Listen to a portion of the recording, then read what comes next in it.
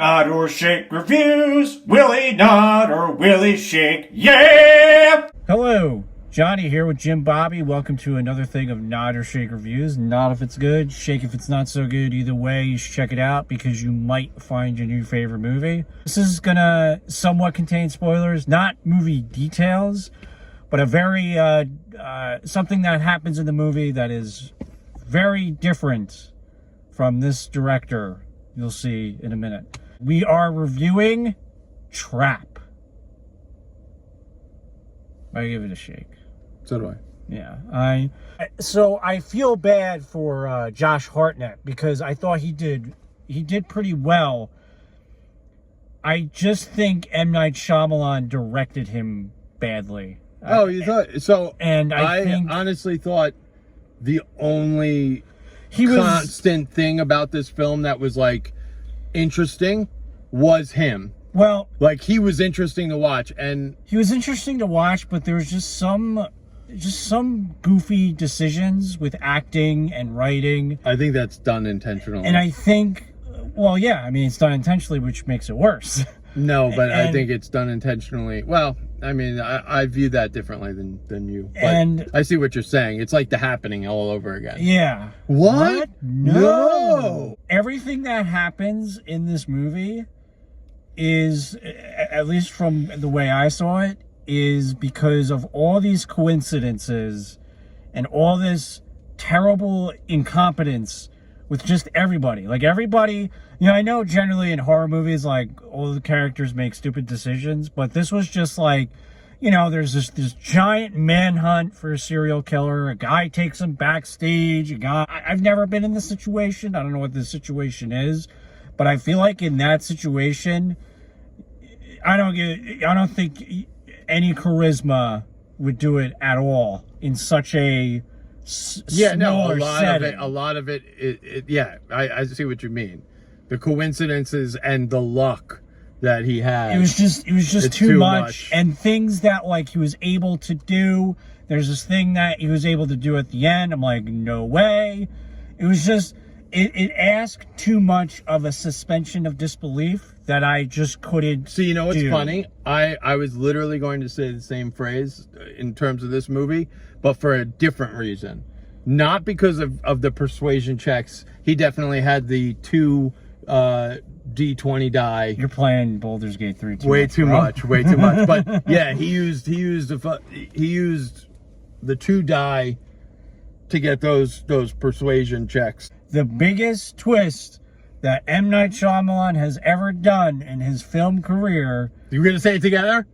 I don't know what you're saying. There is no twist. No twists. He did not do a no twist. No twist. It was like reeling in my brain. I was like, I'll tell you the truth though. It's probably this, it's probably that. He set up the end of the last 30 minutes of the film. It felt like he was doing, like, the whole movie you feel like there's no way that there's going to be some kind of big reveal ending. It's just a story to listen to and watch. And then at the last 30 minutes of the film, you're like, this guy's going to try and pull off that this dude's like an alien or something. I thought at one point it was going to be the whole family's I thought the wife was in on it. I thought at one point, I'm not even kidding when I say this, I thought he was going to connect it to the whole David Dunn and Glass and Split. I thought he was going to do that for a minute, but... Oh, I would have flipped out. In a good way? No. I would have gotten mad. No, I would have gotten angry. I would have do that once. I would have raged out. There was nothing. So yeah, I was like, oh my God. One thing I will say on the suspension of disbelief, which you're 100% right about with the Josh Hartnett D20 check rolls, none of this could even remotely happen. And it takes place in Philadelphia, which, as we all know, a lot of his movies do. So the birthplace of like the idea of America, the cops surround a stadium and imprison every man, woman, and child in this place against their will. Yeah. To hunt down one dude. And they're pulling people out of the crowd. And it's just like completely forget every law that protects the rights of citizens and say that we live in, 1984 where they're able to like memory hole your ass out. That was a little too much for me. I didn't like it. It had so much potential. So much potential. It was poorly written. And it should have been shorter. It should have been an hour and 20 minutes. This movie would have had better pacing. Yeah. And you would have been able to focus in on what someone like this would do if feeling like, you know, entrapped. What I liked about Josh Hartnett is, like, first off, I like Josh Hartnett. I thought he was good in Lucky Number 11. Ever since then, I'm a fan. In this film, not easy to play a serial killer, for sure. It's very easy to overdo. I know that you think it was probably a little overdone or directed wrong. I think it was good, man. I think he did good. I think it was a different kind of, like, not your stoicism, not your... He loved it. He had fun.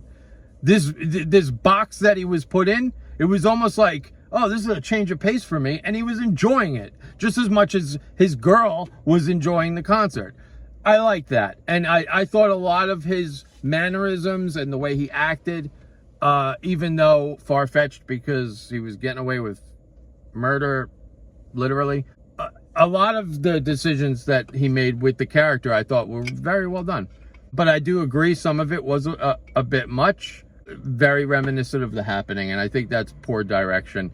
But again, M. Night, if you shorten your films and you put a little bit more writing, this you didn't have to focus in on the ending, the surprise ending, which was a great idea, because your entire premise now, rather than just the surprise ending, the entire premise was a good idea. It was a good try.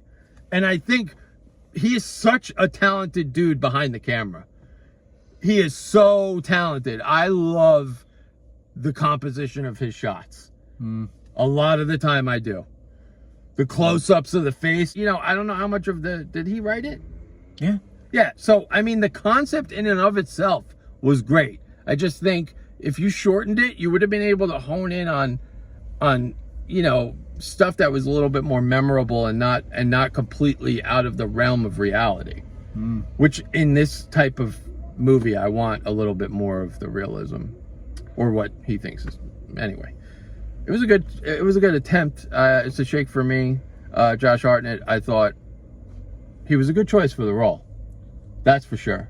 Yeah, I guess. Alrighty, thanks for cringing. I'm not defending him. Next week we're gonna see Borderlands. Alrighty, thanks. Wait, do we really have to? Can't we just watch Guardians of the Galaxy and? Alrighty, thanks for cringing. Bye bye. Thanks for cringing.